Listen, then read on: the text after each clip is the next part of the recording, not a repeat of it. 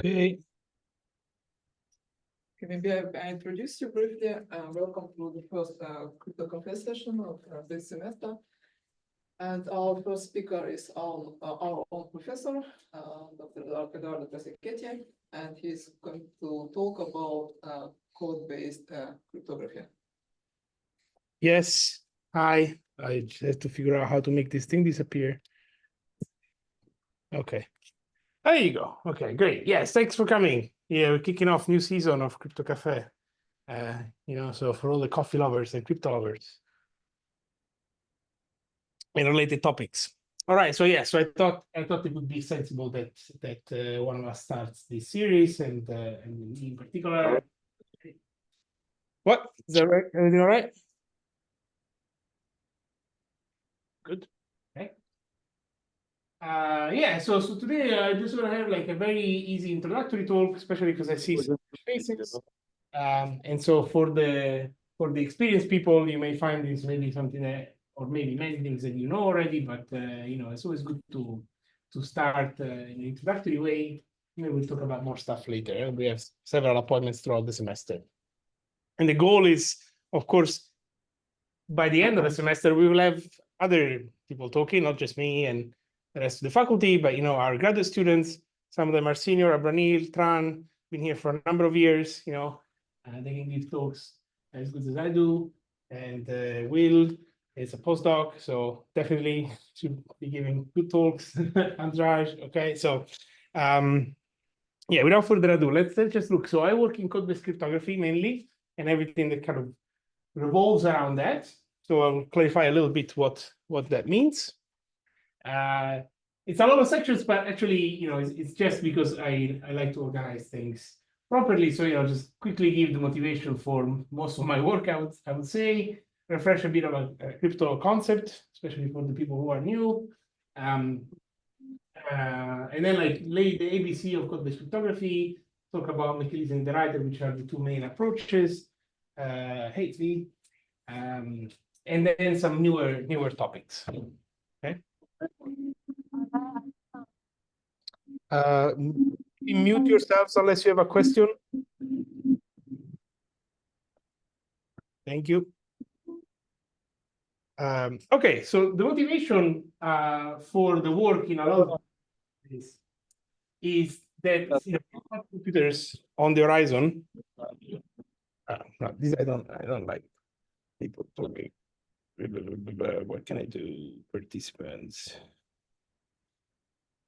Who is? Thank you. Okay.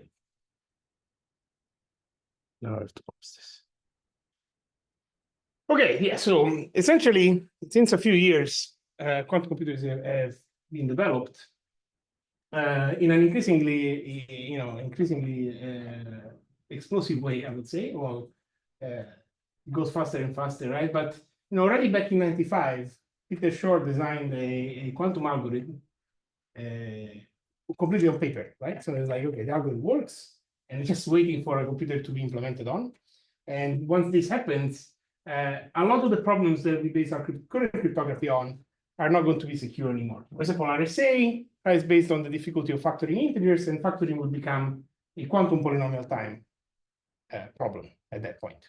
So not good. And similar problems like Diffie-Hellman, the DSA, etc. All these things were based on essentially period finding, right? Finding the period of an element, then they all become like easy from our point of view. So we can't keep using the same cryptography that we used so far. And so people have been starting to look at different things. And finally, in 2017 is when the call started, but maybe like a couple of years before, NIST took notice and said, we're gonna really do something about it. NIST is the institute in the United States that collects standards, defines standards. So it's the Institute of Standards and Technology. And then standards is in any area of science and technology, not just cryptography. Cryptography is one part of it. And so in particular, they define the cryptographic standards.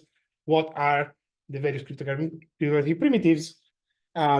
And a standard means that they just write it, it's set in stone, it becomes a black box thing, you can just use it, right? You don't have to wonder Like you think about the standard of length is a meter, and then someone defines that's how much a meter is long, and then you just take that, right? You don't have to question it anymore. So that's the same for cryptography standard. Like that's the standard, you plug that in.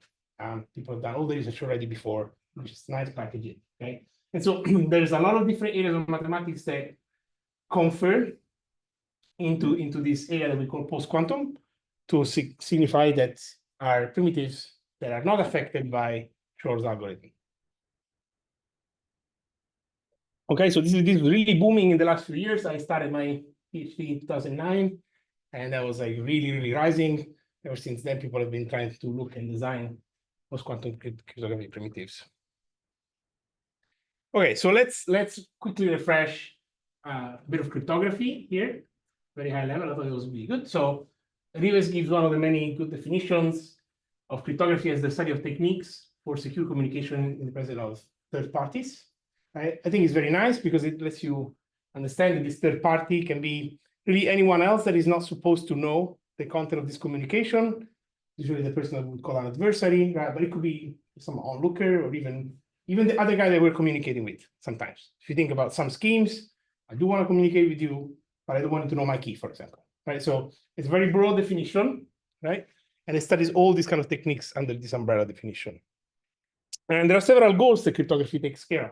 Right? For example, confidentiality means that you're protecting the data and making sure that it's only accessed by the authorized parties. Authentication is a very different goal. It's not to do with the data, but it's to verify the source of the data.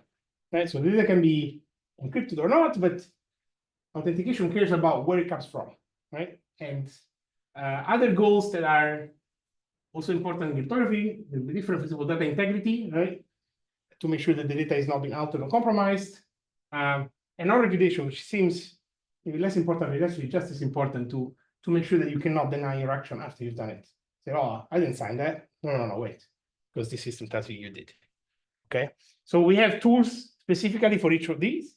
So typically, for example, encryption accomplishes the goal of confidentiality, right? So you encrypt a message, then no one can see what it is. Signatures is what guarantees authentication. So signatures and related kind of schemes make sure that the source of information is just like a signature, exactly who it claims it is. Message identification codes deal with ensuring data integrity, and then certificates, for example, are a way of dealing with non-repudiation. Okay? So the typical approach to cryptography starts from the easier, right? So usually, and that's why I highlight this, encryption and signatures are kind of like the ABC of cryptography. The rest starts being more exotic, like I said, more important, right? But the first thing you study when you study cryptography is encryption and then signatures. So let's recap a little bit what encryption means, right? So this is also, in a sense, the oldest meaning of cryptography. So when people think of cryptography, they think about these ciphers, right? And traditionally, what you have is you have a shared key that you can use to encrypt and decrypt. Really just like the word cryptography means, right? Like it's like almost opening the script when you put your secrets to the same door, right? And you just have to have the same key, right? Otherwise you can't access that. And that's how it used to be many years ago. So this we call symmetric encryption. And the idea is that I take my plain text, I scramble it, hide it according to some transformation, which is determined by my key. And then I get a ciphertext, and to get the plain text back at the other end, I use the same key to undo. So it's really just symmetric because you undo your action. And there's several examples, right? So the label Caesar cipher, which is, I mean, no one can know for sure, right? But it's said that Julius Caesar was using this on his battlefield to communicate with his generals. And it's just a shift, very easy, something you do in school to play with your friends, right? But then you can kind of build on this idea. You can do permutation of your word. You can do many things. And all of these ciphers are the idea of taking a message, scrambling according to some sort of transformation that is dictated by your key, and then unscrambling it at the other end. So at the bottom of the line, this results in modern standards. The data encryption standard, which is now deprecated, was in the 60s, if I'm not wrong, introduced.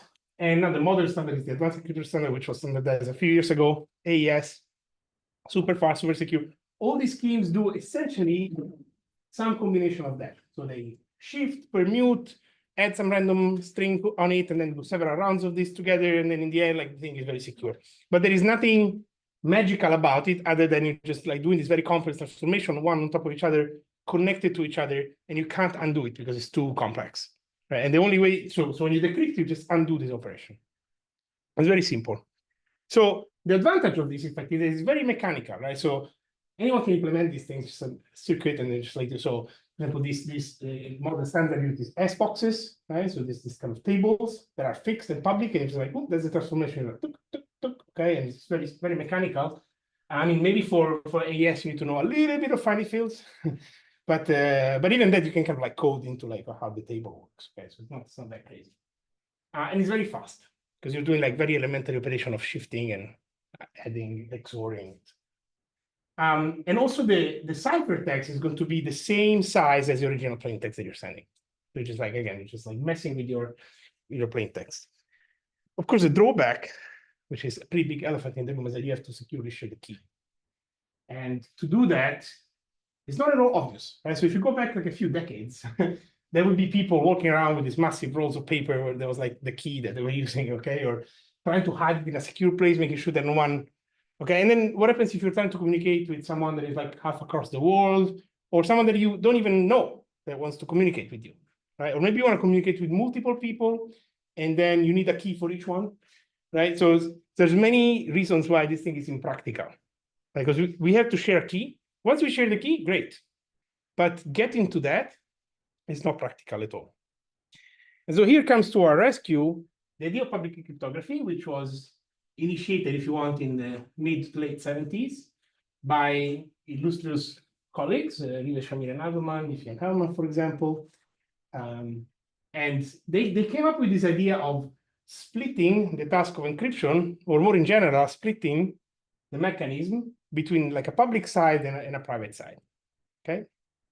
And so rather than thinking about the same door that you open and closing with the same key, think about, for example, a letterbox, right? Where everyone can put messages in, but only the person with the key can open, okay? And in reality, it's a little bit more complex than that. For example, the letterbox would have, say, a number pad on top of it, right?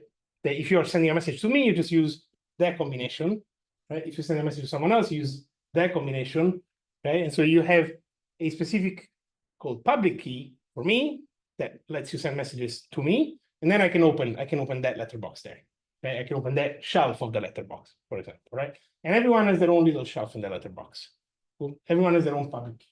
And with this public key, there's a private key connected to it that allows you to open that shelf. Okay, so it's this idea that you just put, but the main idea is that you put things in one way, right? And they don't come out unless you have the key.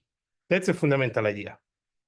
So we have this notion of trapdoor, right? Which is very intuitive. It's something that you can open in one way, but not in the other way, right? And the key framework is asymmetric now. The two keys are profoundly different, right? And so the trapdoor is essentially a hard problem. So it's easy to compute things in one way, but to compute it in the opposite way, you would have to solve some really hard problems, right? For example, the system that I was mentioning before with discrete logarithms, etc., is very easy to compute a power. But if you do have a power and you want to try to get back at what was the exponent that gives you the power, that's very hard, right? Especially if the exponent lives in a very big universe, right? And then it's like modular, etc., and then you can expand on this idea, right? And so, yes, so in some cases, for example, for computing this root, like in RSA, you actually need to know the factorization of your models, and this is a hard problem. So there's a whole bunch of hard problems that lead you to these trapdoors, something that you can compute in one way, but you cannot invert, right? So now we have two keys. So to encrypt a plaintext, you take the public key off the recipient, right? And you create some ciphertext with the help of this public key. And then the recipient will take the ciphertext, and thanks to his private key, it will, I like to talk about private key as opposed to secret key, right? There's a little different concept, right? So private key is the key that the owner has and can use to undo the action of the encryption, but only with the private key. Without the private key, right, you cannot undo this. You would have to solve some really hard problem. That's how you define the security in the first place. Okay. So this is very cool because it has several advantages. For example, you don't, everyone can encrypt plain text to me, just knowing my public key. They don't have to tell me beforehand, right? And you can also use it in a variety of situations. So you can do more than encryption with this, for example, signature schemes are defined exactly in this way, right?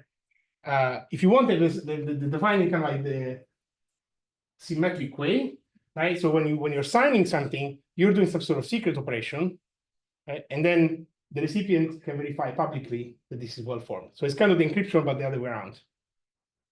Okay, so as long as you have this idea that there is something that only I can do because I have a private key that is hidden, this private key is somewhat hidden inside the public key, or it's anyway like a byproduct, right? And then we can do a lot of fun things. We can even do key exchange, which is kind of like a component of encryption if you want. So I have some private thing that I know to do by myself. You have some private key, the same private thing. We both do it and we exchange our public keys, right? And then maybe we're able to compose these things together, but without revealing to each other what our private key is. Right?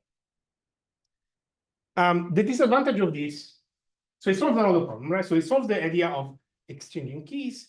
It solves a lot of problems that we have with symmetric crypto, but it's more computationally intensive, right? Because now we don't have bit strings that we are XORing with other bit strings anymore. We have, for example, modular integers in a very large group, for example, and we have to compute things in there. Or worse, maybe we have points on a certain curve, and then we have to compute addition of these points on this curve, and it's not straightforward.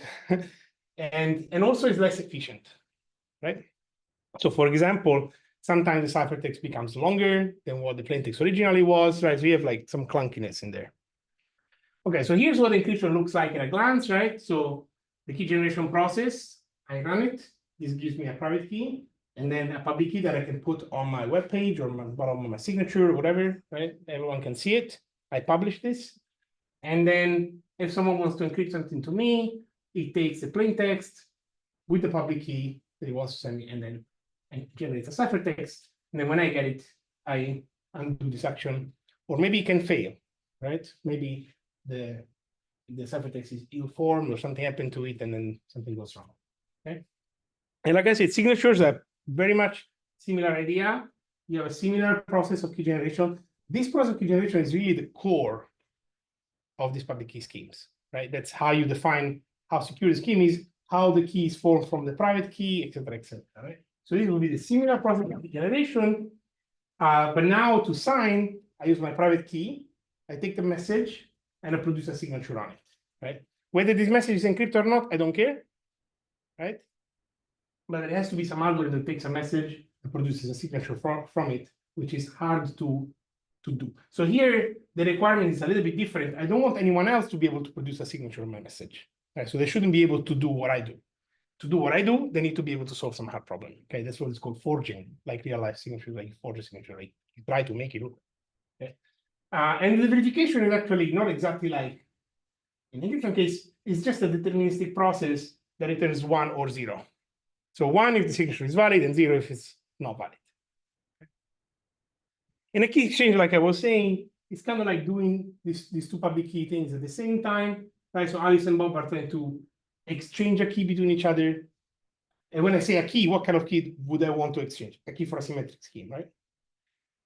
And so then, you generate, so they both do kind of like a key gen, right? Their own key gen. Then I send my public value to you, you send your public value to me. And then there is a way to combine them together to get a shared key. So I will take your public value with my private one and vice versa. And for example, you need some extra properties, right? So you need like this secret procedure to be commutative in some way, right? And whatever. So maybe there is a way for me to apply my private key to your public value, and you apply your private key to my public value, and we get the same thing in the end. But in this way, you cannot see what my private value is, right? Because I'm sending you just my public one. Cool.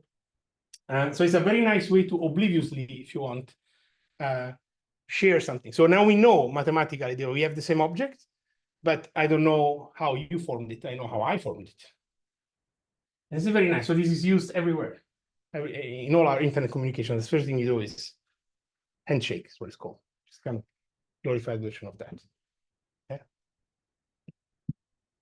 Okay, so think of some public key encryption schemes that you may know, like RSA, for example, right? Do they fit in the above formulation, right? For RSA, you can use define encryption in this way, like the computing powers of your plaintext, and then you have a trapdoor, which is again the factorization, right? But you can also use to form signatures, right? So you can do many things, right?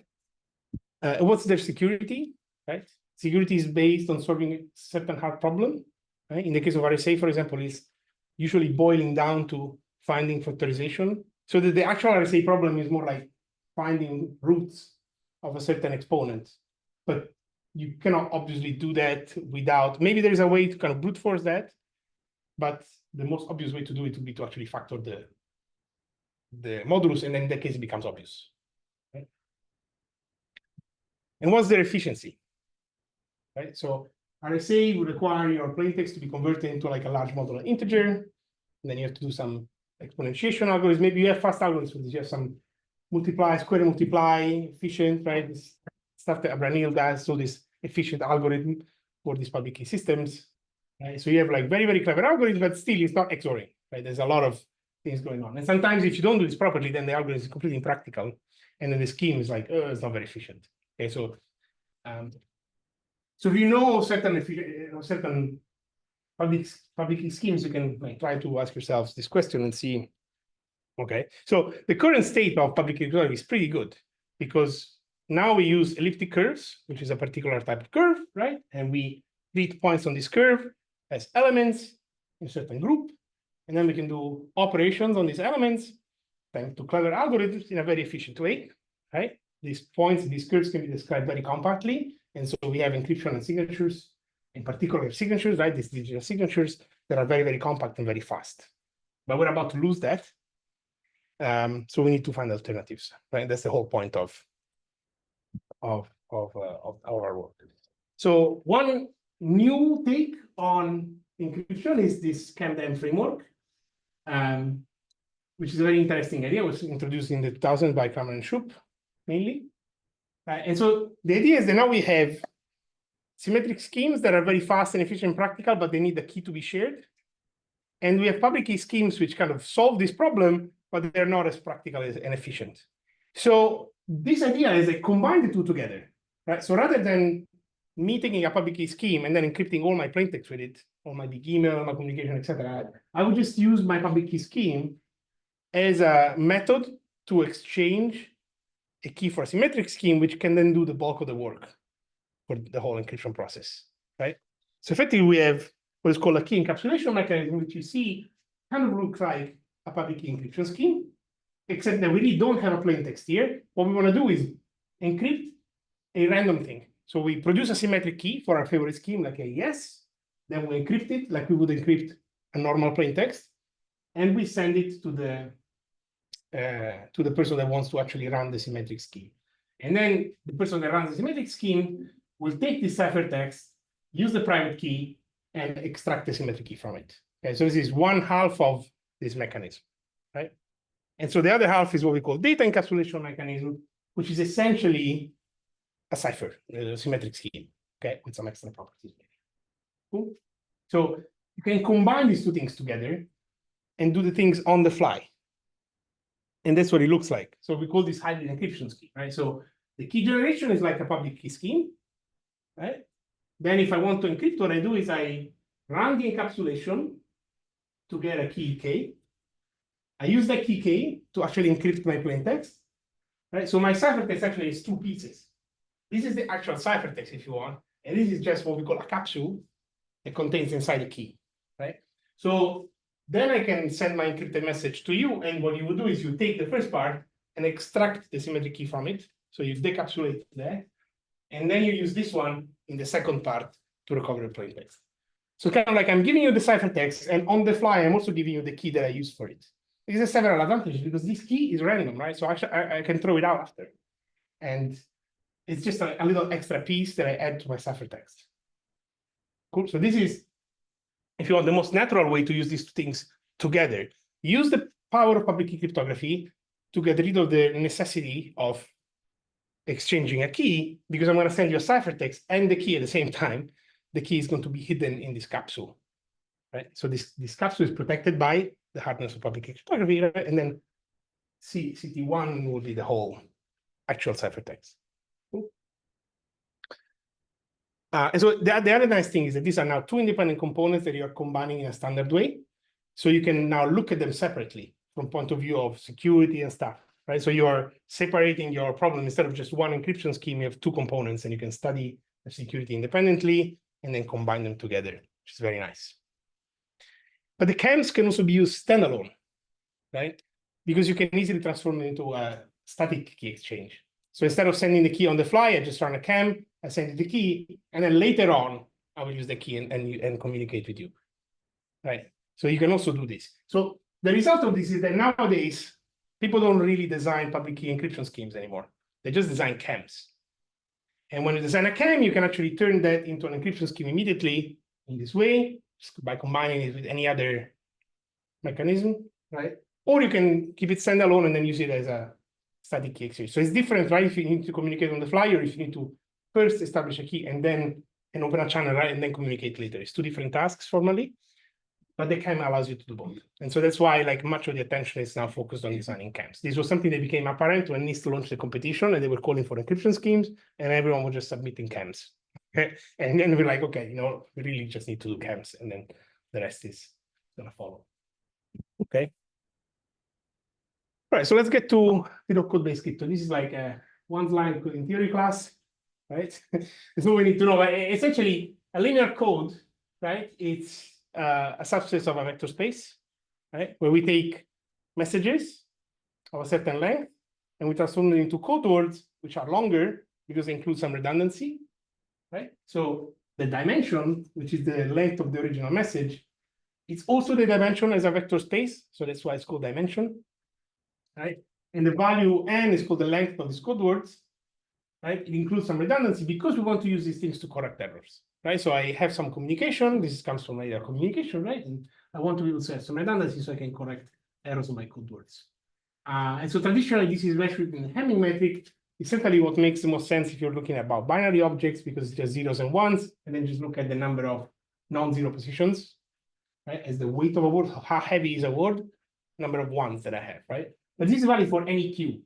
So you can generalize this Hamming metric to any queue. So now you have non-zero positions versus zero positions, right?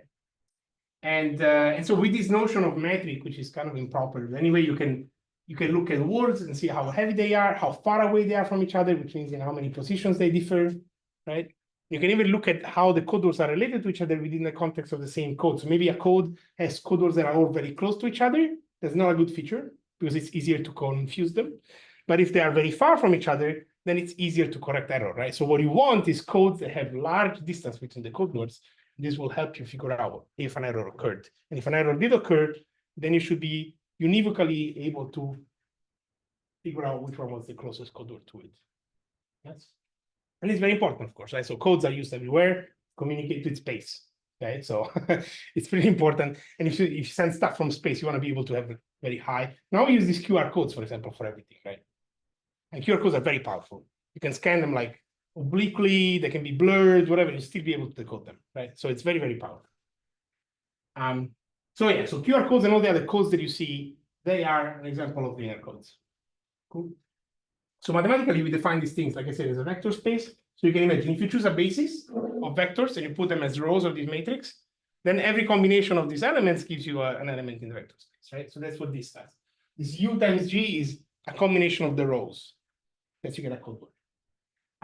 And with a standard basis, you have like this, essentially identity matrix on the left and then some other stuff. That's what we call systematic form. But you can also define this space as a kernel. So you can say, oh, my code is the set of all the code words that make this product equal to zero. Okay, so these two things are equivalent. You can go easily from one formulation to the other. Right. So for each code, I have a generator matrix in systematic form and a parity check matrix in systematic form. And I have many choices for generators and many choices for parity checks, right? Because if I have one generator, then I can just change your basis and get many other ones. And similarly here, right? And then the key property here is that I am able to correct up to a certain threshold of errors. Again, by looking at the redundancy and how far the code words are from each other, et cetera, et cetera. Okay, so that's what you need to know. Of course, if you have never seen coding theory, this is kind of just the essence of it, but it's essentially a method for encoding information so that it is error resilient, right? You can correct errors on it. But for crypto, we're interested in hard problems, right? And so here is a very natural hard problem that arises And it's hard to decode random code. So if I take a random code, just a collection of code words that are connected to each other, right? That would happen if I take a random matrix and say, oh, this is my generator matrix. So I choose it at random instead of carefully selecting it, right? Then it's hard to decode it because I don't know really what's going on. And so this problem that we call general decoding problem is exactly the problem of given a word, the space, y, and say a target w, wait, find the closest code word in the code given by G. Yes? And this is a hard problem. So you can in fact formulate it using the parity check matrix, because once you have a code word, you can also compute what is called the syndrome of this, and you get what is called the syndrome decoding problem. Syndrome is kind of like a medical term, right? Like you look at the product of your word, and it tells you some of the symptoms, right? If some error occurred or et cetera, et cetera. So this problem, you can either see it or maybe you can believe that this is kind of equivalent to this, right? It says if I take a syndrome in the space, it has to come from some error vector that has at most that weight. Find the error vector, okay? So of course, if the error vector is all zeros, it means that what I'm giving you is an actual syndrome of a certain code word, which would be all zeros. But otherwise, this is not all zeros, so there's some error occurred. I'm just going to look at the syndrome and try to find the error vector from it. So in both cases, what we're trying to find is the error. Okay. And again, this is a hard problem. It was proved to be NP complete. So if you're familiar with a little bit of complexity theory, this is like the hardest possible problems that are out there. All right. So NP stands for non-deterministic, non-deterministic polynomial time. Yes. So you can verify it, but you cannot solve it for polynomial time. Okay. And it was proved first for the binary case and then much later on for the general Q case. Okay, so in general, what you can remember is that if I give you a code word with some errors on it, or just a syndrome as well, which I can get if I have a code word with error or vice versa, then it's hard to recover these errors if I don't know anything about the code. Okay, so the code has to be constructed specifically according to certain algebraic methods or whatever, so that I have a way to correct these errors. If I do it for a random code, I shouldn't be able to do it. Okay? The solution is also unique if you choose W carefully enough. Okay, so if you don't know what else to do, what you can do is some sort of brute force method, maybe with some extra birthday paradox additions and some tricks that can compute lists more efficiently and match elements. But essentially what you're doing is guessing, trying to guess what an information set is, right, where the symbols are, and trying to find one that doesn't contain any errors, and then from there you can extrapolate. Okay. But it's very impractical, of course. This is kind of like an exponential time algorithm. Okay. So here's an example of actually how we build codes, right? So for example, GOPA codes are built by means of a polynomial defined over a certain large extension field. Then we take some elements that are not roots, right? And then we build a parity check by doing these powers divided by G, calculating in that point. So you build a big like matrix, row by row. And then we take all the code words that are elements in the subfield, so not in FQDM and in FQ, that make this parity check equal to 0.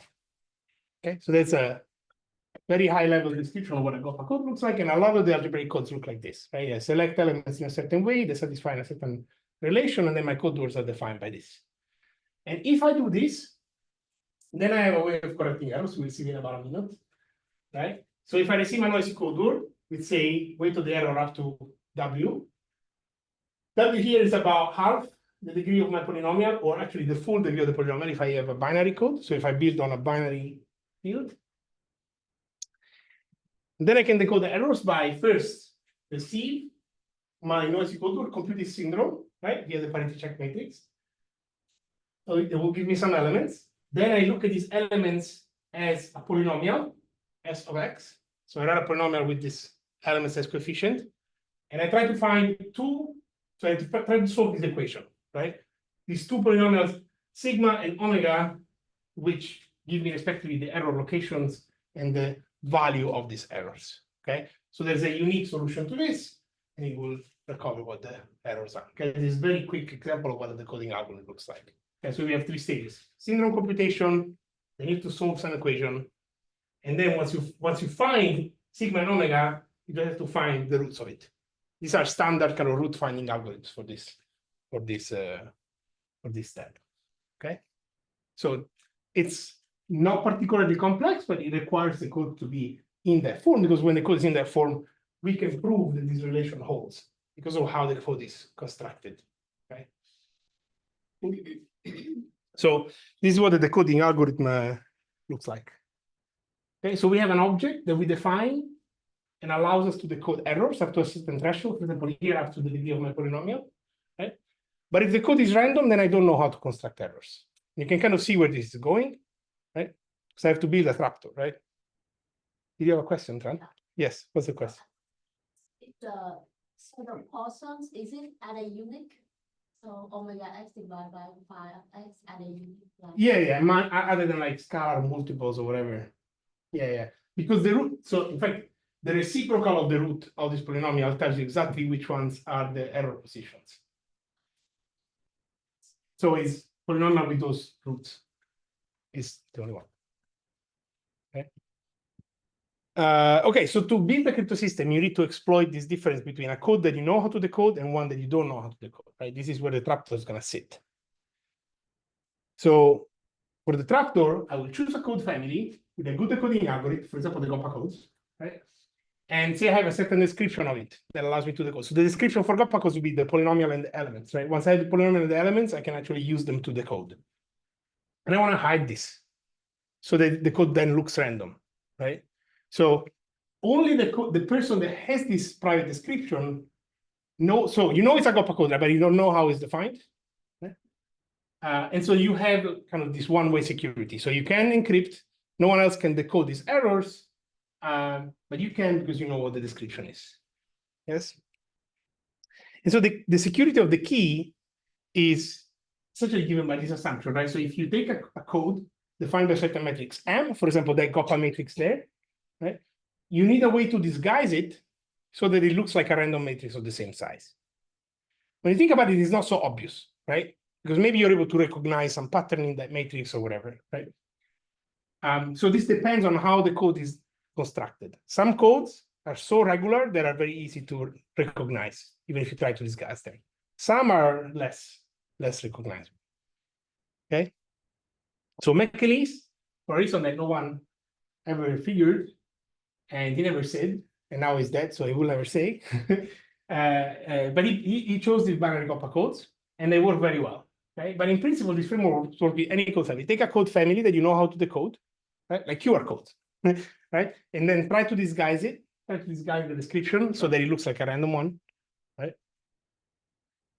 In fact, this is why people are suspicious that this was a very lucky guess if it was one, right? So did he know something that we don't know? That's the question, right? Because every other choice kind of proved to be insecure. Right, so that's how Mecheli's did his particular procedure. I told you key generation is kind of the crucial point, right? So the key generation is I will form a random binary GOPA code, right? By selecting a random polynomial and then elements in the support that are not roots, okay? Once I have this GOPA code, I will disguise it by picking a random invertible matrix S and a column permutation P, right? So a column permutation doesn't substantially change the nature of my code, it just scrambles it, just changes how these elements in the support and the columns are put. But then when I put it together with an invertible matrix, that's a change of basis. Now my code will look completely random. Yeah, I lose any sort of reference, right? So I see a big rectangular matrix. I know it comes from GOPA codes because I know you're using this system, but I can't figure out what the GOPA code is behind it, right? So by all means, you can't do anything about it except treat it as a random code, right? And so I will store this secret information, the private key, and I will publish essentially S times G times P. This new matrix G prime looks like a completely random uniform, you would say, uniformly random matrix of the same size. Okay. Okay, so now with G prime, everyone can encrypt, because to encrypt, all you need to do is take your plain text, put it into a word, and then compute the associated code word, and just add some errors to it. Right? And so I'm going to send you this noisy code word, which again looks like a noisy code word in a random code. But actually, I know this is not a random code, right? So the person with the private key can undo this process thanks to the linearity properties of the code, right? So you can start by taking the seed word, removing the column permutation, right? Once you remove the column permutation, you get a code word and a permuted error. But permuted error has the same weight as the original one, right? Because the weight is just the number of non-zero positions. So if you permute it, it doesn't matter. Right? So then you can apply your secret GOPA decoding thing, remove the error, and you get back to like UG prime, essentially. Right? Or USG in fact, because the permutation you've removed. And then you just, from USG, you just take the S away, and you just get the original word, which was your plain text. Okay, so the crux here is that you can apply the GOPA decoding algorithm, right, in between removing the various masks, right, and you can only do it because you know these parameters. Okay, so it's a very easy way to disguise your code. Change of basis with column permutation together. One or the two by themselves not enough, right? But if I was only permuting the columns, then it's easy to undo this. I also have to change the basis. But I also cannot change the basis without permuting, because otherwise it's just a linear system that I can solve. Right? So I really have to do these two things together. Now, these two things together completely hide my code. Or at least that's the hope. For GOPAGOs, this certainly works. You can verify that the decryption works, right? And in a modern way, like I said, you can use any family of codes with a private description, and it works in just the same way. Yes. Now there's a recent approach, more recent, let's say, at least in 1978. In 85, Niederreiter figured out that you can use the parity check instead of the generator, right? And so you have the same key generation, but now your plaintext is going to be your error vector, and you just hide your plaintext by computing this syndrome. And again, recovering this error vector is hard from the syndrome. Yes. And then to decrypt, you're just going to do the same undoing operation. Okay, so this is usually considered a dual on McAleese, right? Respectively, you can think about this. The security of one is based on the coding problem, the other one is based on syndrome problem, right? For example, Niederreiter proposed to use the GRS codes, generalized Solomon codes, but that was not a good idea. It was broken in 1991.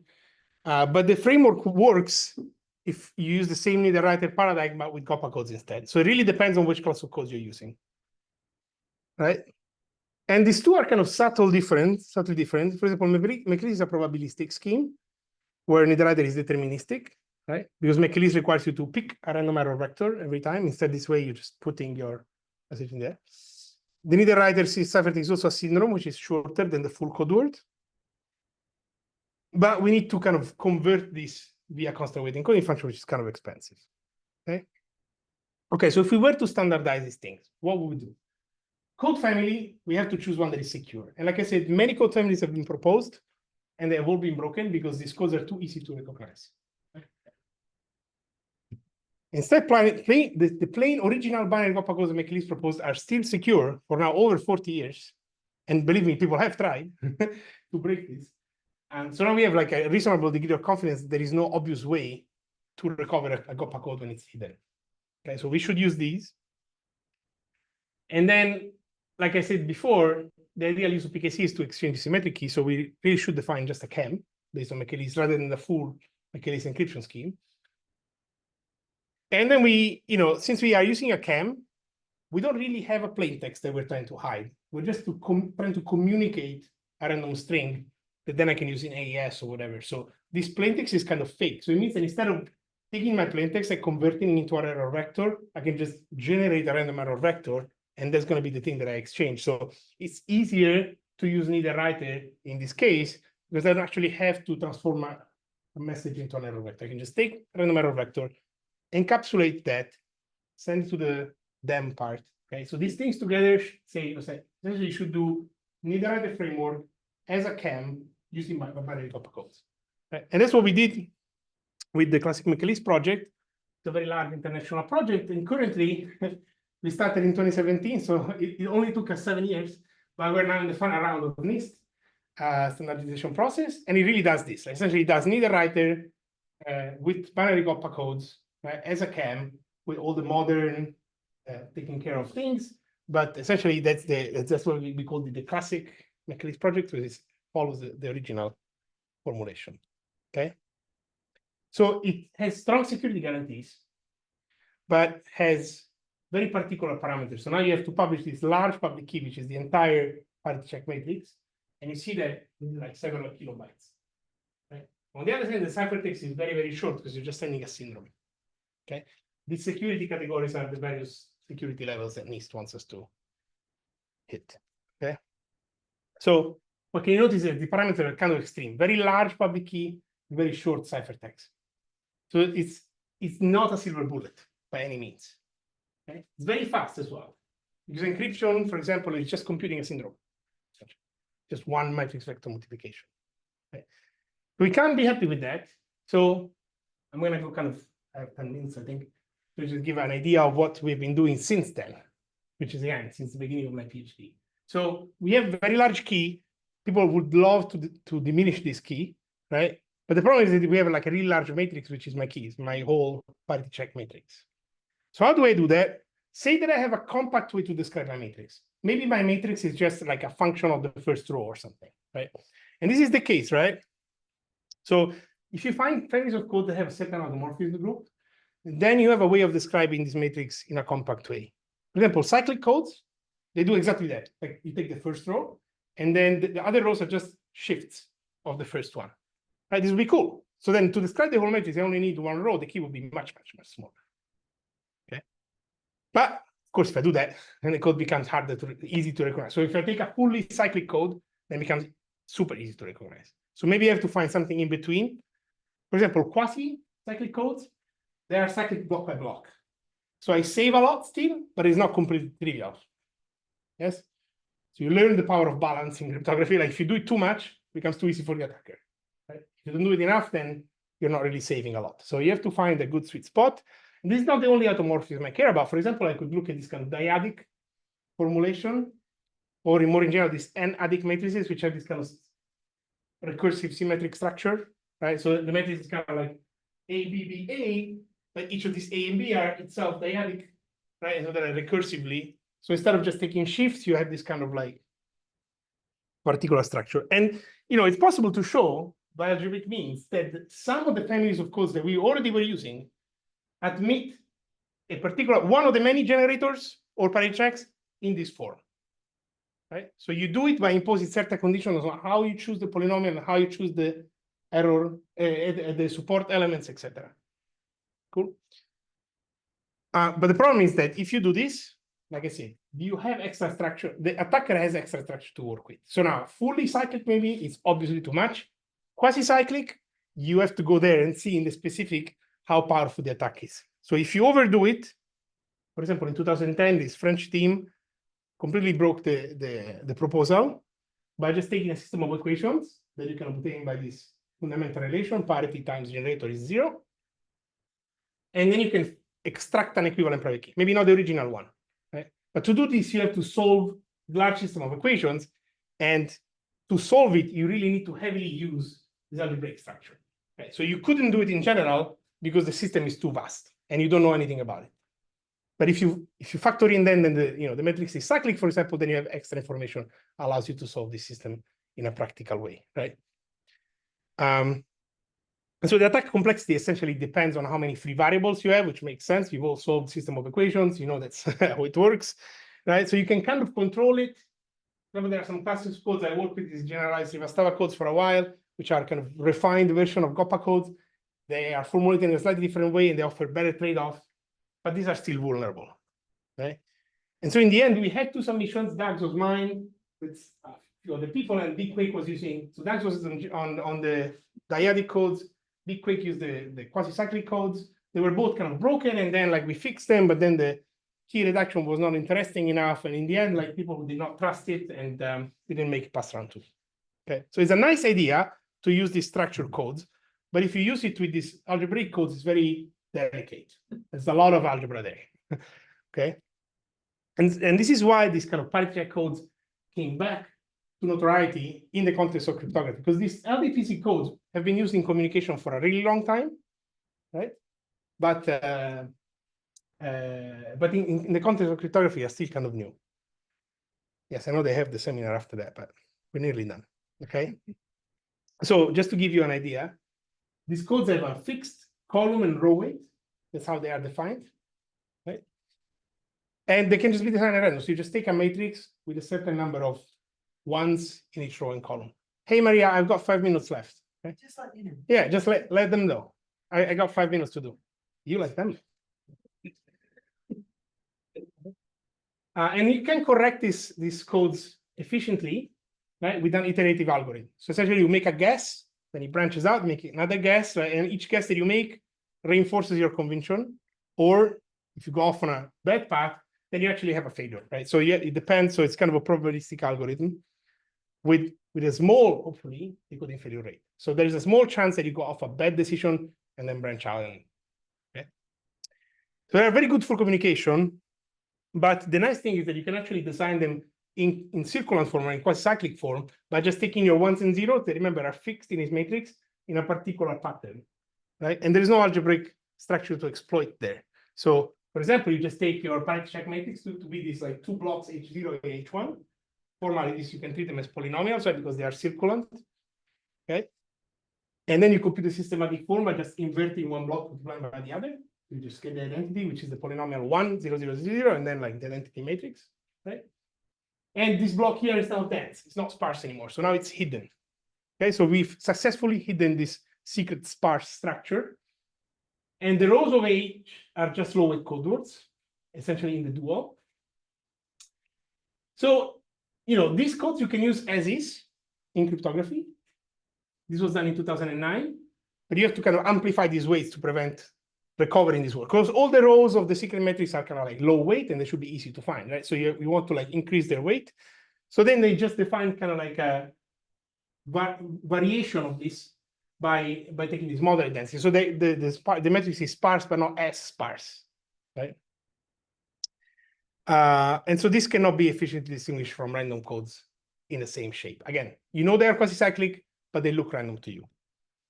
Cool. And you can use the original LDPC decoders, which are very efficient for it. There are, of course, some problems with this strategy because you have this decoding failure rate. And sometimes your decoding algorithm can fail. And an attacker can actually maliciously try to put certain patterns and get information about the secret code. And if you try something like 300 million ciphertext, then eventually you can recover the private matrix. This is something that in crypto is feasible. It's considered an easy attack. Okay, and so you have to be careful if you use the same key too much. So what you can do is you can use ephemeral keys, which means you generate a key, use it to encrypt or encapsulate whatever, and then throw it away. That's safe. But otherwise, you have to build the code in such a way that you can mathematically demonstrate that you don't get a failure until 2 to the lambda times. And that's very hard because you can only simulate up to a certain point, right? And to prove it is difficult. So the system is not perfect, and estimating this failure rate is hard. So these codes are nice. The project that we built from it is called Bike. There's also a finalist in this competition. And it's essentially doing neither writer again, right? But with this kind of sparse matrix quasi-cyclic codes, right? We built an ad hoc, more efficient decoder from it. And we extrapolate what the DFR is supposed to be. Right? But again, this doesn't mean that it's exactly that. Extrapolate means we simulate up to a certain point and then continue the curve. And that's what we believe that the FR is. So we obtain very cool parameters, right? So now you see that the public key and the ciphertext are about the same size. They're about 1.5 kilobytes. So much, much smaller than before. But we have this kind of issue with confidence in the DFR. Okay, so to conclude, code-based encryption is a very, very alternative to current protocols. So Classic Elise has this problem that the key is very large and makes it unsuitable for certain applications, just certain ones. One thing that works very well, for example, is VPNs. If you check out Moonvad and Rosenpass, these are two VPNs that are now commercial products. You can actually buy and use, and they are using Classic Elise inside. So they're quantum secure. VPNs essentially don't care if the key is 1 megabyte because it's just on your laptop, right? And once you open the VPN session, that's just the one key that you can keep using it, right? So it's good because you have a long static key that you can use all the time, and then it's really benefiting from this short ciphertext. On the other hand, this kind of Bike and these other systems have this issue with DFR, which makes it more ideal for ephemeral key exchange like TLS, where you exchange a key one time, then you throw it out. That's the ideal usage. There's also a third candidate, which is kind of like a different performance provided, but essentially NIST has announced that we'll standardize one or two of these. So these will be standards very soon. Now you know more or less what the idea is behind them. So in the next few years, if you're using TLS to connect in your browser, you know, like, oh, back it's inside there, right? That's how it works. Or maybe some of the VPNs. I definitely encourage everyone to use Move. I don't get any money from it, but it's fun, right? Move is $5 a month, and VPNs are cool. They're very useful. I shouldn't say that, but they're not. I mean, they're not illegal. It's perfectly legal, software. Right?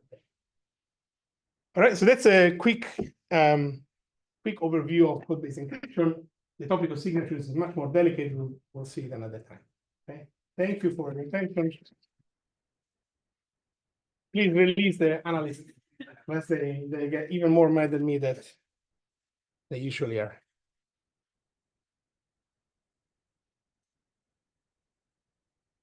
Okay, and I have to stop recording.